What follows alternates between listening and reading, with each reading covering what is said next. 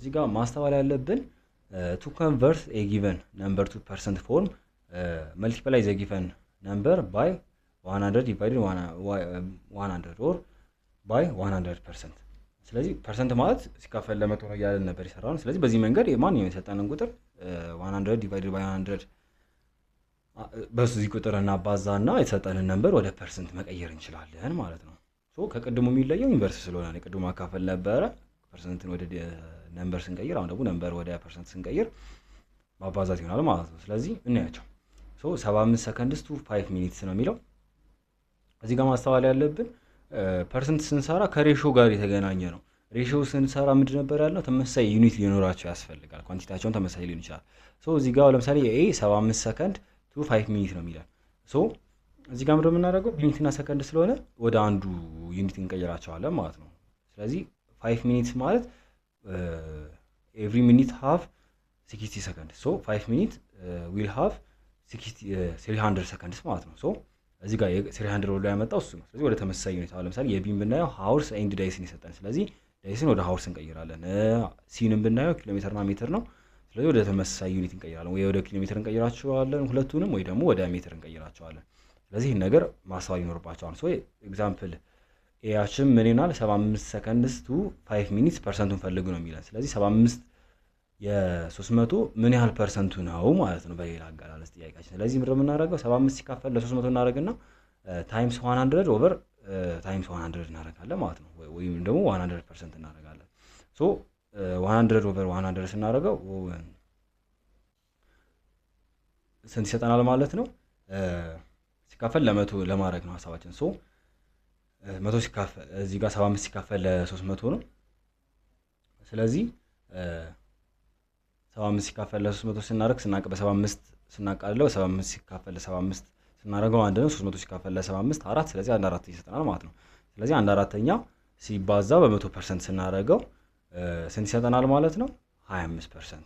ሶ 100 ሲካፈል ለ4 ይሰጠናል 25% ይሆናል ማለት ነው። ስለዚህ 75 የ300 ሰከንድ 1/4ኛ ወይም ደግሞ 25% ነው ብለን መግለጽ እንችላለን ማለት ነው። ሌሎች ኤግዛምፕሎችን በተመሳሳይ መንገድ ይሰራሉ። ሶ እዚህ ጋር ኤክሰርሳይዝ መጽሐፋችን ላይ ያለ ኤክሰርሳይዝ ነው። እስካሁን በሰራናቸው ኤግዛምፕሎች ጋር ተመሳሳይ ነው፣ ምንም የተለየ ነገር የለው። እናያቸው፣ ፕራክቲስ እናርጋቸው። ለምሳሌ የአንደኛውን ብናይ ኮንቨርት ኢች ኦፍ ዘ ፎሎዊንግ ፍራክሽንስ ኢንቱ ፐርሰንት ፎርም ነው የሚለን። ስለዚህ እዚህ ጋር ማስተዋል ያለብን ምንድነው? የመጀመሪያውን ነው የምንሰራው ማለት ነው። በዊች ኢዝ በፐርሰንት ለመቀየር ማባዛት ነው ብለናል። ስለዚህ አሁን ለምሳሌ የኤም ብናየው 3/5 ፐርሰንቱን ፈልጉ ብለናል። ስለዚህ 3 ለ5 ስንት ፐርሰንቱን ይዛል ማለት ነው። ስለዚህ እዚህ ጋር ምንድነው የምናደርገው? በ100% ማባዛት እንችላለን። ኦር ደግሞ 100 ዲቫይድድ ባይ 100 አድርገን በዙ ማባዛት እንችላለን። ሶ እዚህ ጋር ስናባዛው ስንት ይሰጠናል? በ100 ስናባዛው ስለዚህ 300 ሲካፈል ለ5 ይሰጠናል። ሶ 300 ሲካፈል ለ5 ደግሞ 60 ነው። which is 3 ሲካፈል ለ5 ማለት 60% ነው ማለት ነው። ስለዚህ 60% ብለን ማስቀመጥ እንችላለን። የሁለተኛው ደግሞ ብናይ ቢም ሲም በዛ መንገድ ይሰራል ማለት ነው። ስለዚህ 1/6 ሲምፕሊፋይድ ፎርማቸው ነው። ስለዚህ ሲባዛ በ100% እናደርጋለን። 100 ሲካፈል ለ6 ይሆናል ማለት ነው። ሶ ያንን አካፍለን የሚመጣልን ቫልዩ በፐርሰንት ቀይረን አስቀመጥ ነው ማለት ነው። ስለዚህ አንድ ለ6 ምን ያህል ፐርሰንት ነው የሚለውን በ100 ስንገልጸው ማለት ነው።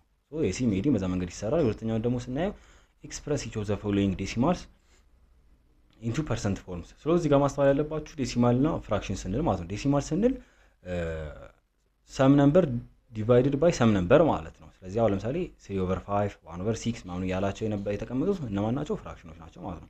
ዴሲማል ሲል ደግሞ 0 ፖይንት ብሎ ከነጥብ በኋላ ቁጥር ያላቸው ማለት ነው። አሁን ለምሳሌ የመጀመሪያው 0.12 ነው፣ የሁለተኛው 7.5። ስለዚህ አሁን ለምሳሌ 0.12ን 12/100 ብሎ ማስቀመጥ ይችላል በፍራክሽን መንገድ ቢሆን ኖሮ ማለት ነው። በዴሲማል ግን ሲሆን እንዴት ነው እናካፍለውና 0.12 ብለን እናስቀምጣለን።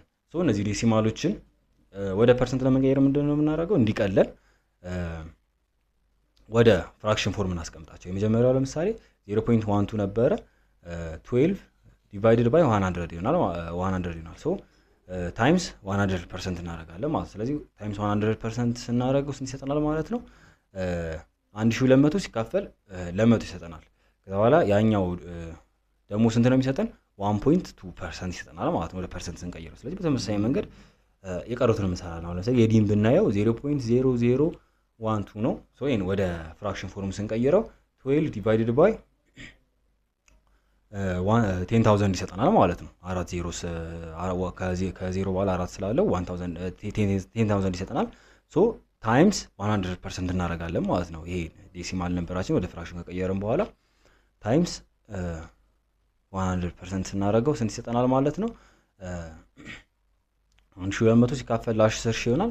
ያኛው ደግሞ 0.12% ማለት ነው። ስለዚህ እነዚህ ዴሲማሎችን ስንቀይራቸው በዚህ መንገድ ይሆናል። ሶ ሌላውም ምንም ነገር የለውም። ሶስተኛውም አሁን ባየነው ኤግዛምፕል መሰረት የሚሰራ ነው።